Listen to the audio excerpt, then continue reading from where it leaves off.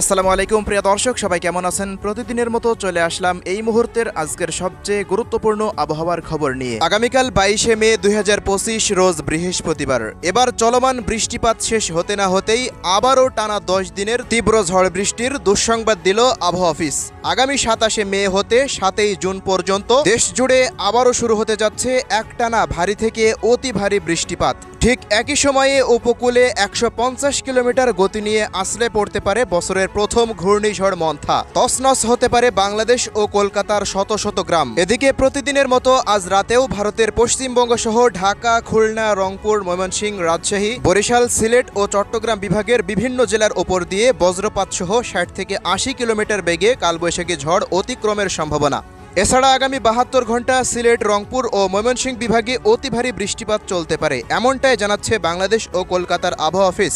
তো প্রিয় দর্শক, আজ এবং আগামীকাল রাজধানী ঢাকা বিভাগ থেকে শুরু করে খুলনা, বরিশাল, চট্টগ্রাম, সিলেট, ময়মনসিংহ, রংপুর ও রাজশাহী বিভাগ সহ ভারতের পশ্চিমবঙ্গের কলকাতা, আসাম, মেঘালয় ও ত্রিপুরা রাজ্যের কোন কোন জেলাগুলিতে আবহাওয়া পরিস্থিতি কেমন থাকতে পারে জানিয়ে দিব। সম্পূর্ণ বিস্তারিত ভিডিওটি শেষ পর্যন্ত দেখার অনুরোধ রইল। কে কোন জেলা থেকে দেখছেন কমেন্ট করে জানিয়ে দিন। প্রতিনিয়ত আবহাওয়ার খবর পেতে আমাদের ইউটিউব চ্যানেলটিকে সাবস্ক্রাইব করে রাখতে ভুলবেন না। তো প্রিয় দর্শক, আমরা এ পর্যায়ে সরাসরি চলে আসলাম উপগ্রহ রাডারের চিত্রে। তো এই মুহূর্তের সর্বশেষ আপডেট অনুযায়ী দেখা যাচ্ছে রাজশাহী এবং ঢাকা বিভাগের বিভিন্ন অঞ্চলের ওপর দিয়ে তৈরি হচ্ছে ক্ষুদ্র ক্ষুদ্র কালবৈশাখীর মেঘ। পাশাপাশি এই মুহূর্তে খুলনা, বরিশাল ও চট্টগ্রাম বিভাগের প্রত্যেকটা জেলার আকাশ পুরোপুরি মেঘলা থেকে মেঘাচ্ছন্ন হয়ে রয়েছে। আজ রাতের মধ্যে ব্যাপক ঝড় বৃষ্টির সম্ভাবনা থাকছে এই সমস্ত অঞ্চলগুলোতে।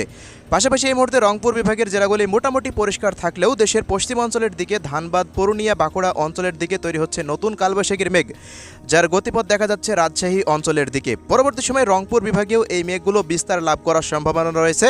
আজ রাতে রংপুর ও রাজশাহী এবং খুলনা বিভাগের যে সমস্ত অঞ্চলের আকাশ এখনও পরিষ্কার রয়েছে, এই সমস্ত অঞ্চলগুলোতে ভারতের এই ধানবাদের এই মেঘটি কিন্তু ধেয়ে আসতে পারে, যা পশ্চিমবঙ্গের প্রত্যেকটা জেলার উপর দিয়ে অতিক্রম করে পরবর্তী সময়ে খুলনা বিভাগে প্রবেশ করার ব্যাপক সম্ভাবনা রয়েছে। আজ রাতে এই সমস্ত অঞ্চল জুড়ে তীব্র বজ্রপাত সহ শক্তিশালী কালবৈশাখী ঝড় অতিক্রম করতে পারে। এজন্য আজ ঢাকা বিভাগের প্রত্যেকটা জেলার উপরে সতর্কতা রয়েছে, জানিয়েছে আবহাওয়াবিদরা।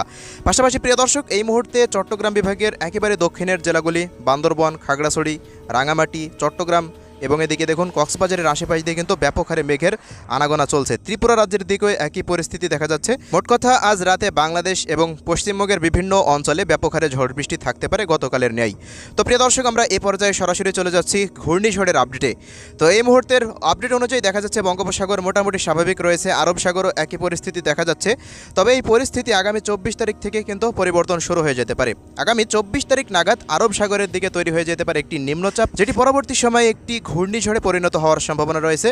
ঠিক এরই 2 দিন পর মানে 26 তারিখ নাগাদ বঙ্গোপসাগরের বুকে তৈরি হতে পারে আরও একটি সিস্টেম, যেটি পরবর্তী সময় আস্তে আস্তে নিম্নচাপে পরিণত হতে পারে 26 তারিখ বা 27 তারিখ নাগাদ। ওই মুহূর্তে বাতাসের গতিবেগ থাকতে পারে ঘন্টায় প্রায় 60 থেকে 80 কিলোমিটার পর্যন্ত দেখা যাচ্ছে এই মুহূর্তে রাডারে। তো 27 তারিখ বা 26 তারিখ নাগাদ ঘূর্ণিঝড়টি আন্দামান সাগরের নিকট বা মধ্য বঙ্গোপসাগরে অবস্থান করতে পারে। এছাড়া আরব সাগরে যে ঘূর্ণিঝড়টি তৈরি হবে তার বাতাসের গতিবেগ ঘন্টায় প্রায় 120 থেকে 130 কিলোমিটার পর্যন্ত ওঠার সম্ভাবনা রয়েছে। জিএফএস মডেল থেকে এমনই পূর্বাভাস পাওয়া যাচ্ছে। এছাড়া প্রিয় দর্শক, 27 বা 28 তারিখ নাগাদ ঘূর্ণিঝড়টি আস্তে আস্তে দেখুন উপকূল এর কাছাকাছি চলে যেতে পারে। ওই মুহূর্তে বাতাসের একটানা সর্বোচ্চ গতিবেগ ঘন্টায় আমরা যদি দেখি প্রায় দেখুন 70-80 কিলোমিটার পর্যন্ত থাকতে পারে বায়ুঝাপটা মোডে, এমনটাই দেখা যাচ্ছে যে কোথাও 78 কিলোমিটার। তো আজকের এই আপডেট অনুযায়ী দেখা যাচ্ছে পরবর্তী সময়ে এর বাতাসের গতিবেগটা আরও বৃদ্ধি পাওয়ার আশঙ্কা রয়েছে। এছাড়া প্রিয় দর্শক, 28 তারিখের পর থেকে উপকূলীয় অঞ্চল ধরে দূরবর্তী যে সতর্ক সংকেতগুলো রয়েছে এটা কিন্তু একটা একটা করে জারি হতে শুরু করে দিতে পারে। এছাড়া আবহাওয়াবিদদের মতে ঘূর্ণিঝড়টি কোথায় আঘাত হানবে সেটি এখনোভাবে নিশ্চিত করা হয়নি, এবং আমরা যে রাডারগুলো ফলো করছি জিএফএস, আইকন ও ইসিএমডব্লিউএফ এই মডেলগুলো থেকেও তেমন কোথায় আঘাত হানবে অ্যাকুরেট কোনো ধারণা এখন পর্যন্ত পাওয়া যাচ্ছে না। তো আমাদেরকে আরও 2 থেকে 3 দিন পর্যন্ত অপেক্ষা করা লাগতে পারে ঘূর্ণিঝড়ের পূর্ণাঙ্গ আপডেট সম্পর্কে জানতে। এছাড়া প্রিয় দর্শক, ঘূর্ণিঝড় দেশে যদি প্রবেশ করে তো 27 তারিখের পর থেকে মারাত্মক হারে ঝড় বৃষ্টি দেশের 8 বিভাগের 64 জেলাতে হতে পারে। ভারতের পশ্চিমবঙ্গের দিকেও একই পরিস্থিতি বিরাজমান থাকবে। ঘূর্ণিঝড়ের হাত ধরেই কিন্তু ভারী থেকে অতি ভারী বৃষ্টি দেশে প্রবেশ করতে পারে। তো প্রিয় দর্শক, এই ছিল আজকের সংক্ষিপ্ত ঘূর্ণিঝড়ের রিপোর্ট। পরবর্তী নতুন কোনো আপডেট যদি উঠে আসে অবশ্যই আপনাদেরকে আগামীকাল যে ভিডিও আপলোড করা হবে, ওই ভিডিওর মাধ্যমে জানিয়ে দেওয়া হবে। তো আমরা এই পর্যায়ে চলে যাচ্ছি বৃষ্টিবাহী মোডে। তো প্রিয় দর্শক, বৃহস্পতিবার ঝড় বৃষ্টির যে আপডেট আমরা দেখতে পাচ্ছি তা হলো রংপুর, ময়মনসিংহ এবং সিলেট ও রাজশাহী বিভাগের অধিকাংশ জায়গাতে ভারী বৃষ্টিপাত হতে পারে। রংপুর, দিনাজপুর, ঠাকুরগাঁও, পঞ্চগড়, নীলফামারী, লালমনিরহাট, কুড়িগ্রাম ও গাইবান্ধা জেলার প্রত্যেকটা গ্রাম অঞ্চলের ওপর দিয়ে ভারী থেকে অতি ভারী বৃষ্টিপাত হওয়ার সম্ভাবনা রয়েছে, যা আগামী 72 ঘন্টা পর্যন্ত চলমান থাকতে পারে বলে জানাচ্ছেন আবহাওয়াবিদরা। পাশাপাশি এদিকে ময়মনসিংহ, শেরপুর, জামালপুর, নেত্রকোনা, নালিতাবাড়ির আশেপাশ দিয়ে ফুলপুর, তারাকান্দা, মদনের আশেপাশ দিয়ে প্রত্যেকটা অঞ্চলে কিন্তু ভারী থেকে অতি ভারী বৃষ্টিপাত চলমান থাকতে পারে, এমনটাই জানাচ্ছেন আবহাওয়াবিদরা। এছাড়া ইসিএমডব্লিউএফ বা ইউরোপিয়ান আবহাওয়ার পূর্বাভাস মডেল রাডার থেকেও আমরা একই আপডেট পাচ্ছি। এছাড়া সিলেট, সুনামগঞ্জ, মৌলভীবাজার, হবিগঞ্জ, কামালগঞ্জ, নাসিরনগর, বানিয়াচং, জাকিগঞ্জদের আশেপাশ দিয়ে জয়ন্তাপুর, বিশ্বম্বর, শতকবাজার প্রত্যেকটা অঞ্চলে, সিলেটের প্রত্যেকটা ফেনারবাগের আশেপাশ দিয়ে প্রত্যেকটা অঞ্চলে ভারী থেকে অতি ভারী বৃষ্টিপাত হওয়ার সম্ভাবনা রয়েছে। এছাড়া রাজশাহী বিভাগেরও বেশ কিছু অঞ্চলে আগামীকাল কিছুটা বৃষ্টিপাত বৃদ্ধি পেতে পারে, বিশেষ করে রাজশাহী, চাঁপাইনবাবগঞ্জ, নওগাঁ, জয়পুরহাট, আক্কেলপুর, শিবগঞ্জ থেকে শুরু করে বগুড়ার নন্দীগ্রামের কয়েকটা অঞ্চল। এছাড়া হালকা মাঝারি বৃষ্টিপাত হতে পারে নাটোর, সিরাজগঞ্জ এবং পাবনা জেলাতে, এমনটাই দেখা যাচ্ছে এই মুহূর্তে সর্বশেষ রিপোর্ট অনুযায়ী। এছাড়া প্রিয় দর্শক, পরবর্তী সময়ের দিকে ঢাকা বিভাগের দিকেও ব্যাপক হারে ভারী বৃষ্টিপাত ধেয়ে আসার সম্ভাবনা রয়েছে।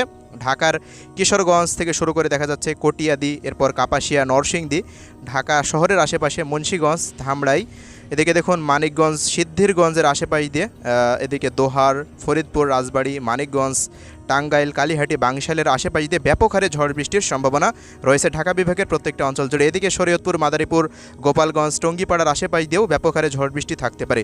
মোট কথা ঢাকার প্রত্যেকটা অঞ্চলেই বৃষ্টিপাত হবে, তবে তাপপ্রবাহ সেটা কিন্তু আস্তে আস্তে বৃদ্ধি পেতে পারে আগামী কয়েকদিন। এছাড়া প্রিয় দর্শক, আগামীকাল বৃহস্পতিবার খুলনা বিভাগের কুষ্টিয়া, মেহেরপুর, চুয়াডাঙ্গা, ঝিনাইদহ, মাগুরা থেকে শুরু করে দেখা যাচ্ছে এদিকে আলমডাঙ্গার আশেপাশ দিয়ে পরবর্তী সময়ে যশোর, নড়াইল জেলা, এরপর অভয়নগর, খুলনা, সাতক্ষীরা, শ্রীকান্তপুর, শ্যামনগর, মোংলা, বাগেরহাট পর্যন্ত প্রত্যেকটা অঞ্চলে আকাশ অস্থায়ীভাবে আংশিক মেঘলা থাকতে পারে। দু এক অঞ্চলে বৃষ্টিপাত থাকতে পারে, ভ্যাপসা গরম অনুভূত হতে পারে খুলনা বিভাগের দিকে। পাশাপাশি বরিশাল বিভাগে ভ্যাপসা গরম থাকলেও উপকূলীয় অঞ্চলে ব্যাপক হারে ঝড় বৃষ্টি থাকতে পারে।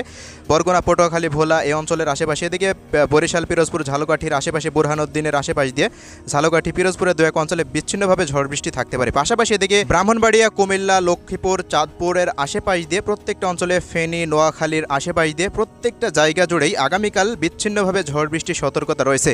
তবে ভ্যাপসা গরম কিন্তু থাকবে এই সমস্ত অঞ্চলগুলোতে। পরবর্তী সময়ে খাগড়াছড়ি, মানিকছড়ি, ফটিকছড়ি, চট্টগ্রাম, হাটহাজারির আশেপাশ দিয়ে এদিকে দেখুন নাইখংছড়ি, সাতকনিয়া, কুতুবদিয়া, মহেশখালী, এরপর কক্সবাজার, টেকনাফের আশেপাশ দিয়ে বেশ কিছু অঞ্চলে বিচ্ছিন্নভাবে ঝড় বৃষ্টি থাকতে পারে। তবে তাপপ্রবাহ এই অঞ্চলগুলোতে অব্যাহত থাকবে, তীব্র ভ্যাপসা গরম থাকবে, মাঝে মধ্যে কয়েক সময় আকস্মিক বৃষ্টিপাত ধেয়ে আসতে পারে, এমনটাই দেখা যাচ্ছে।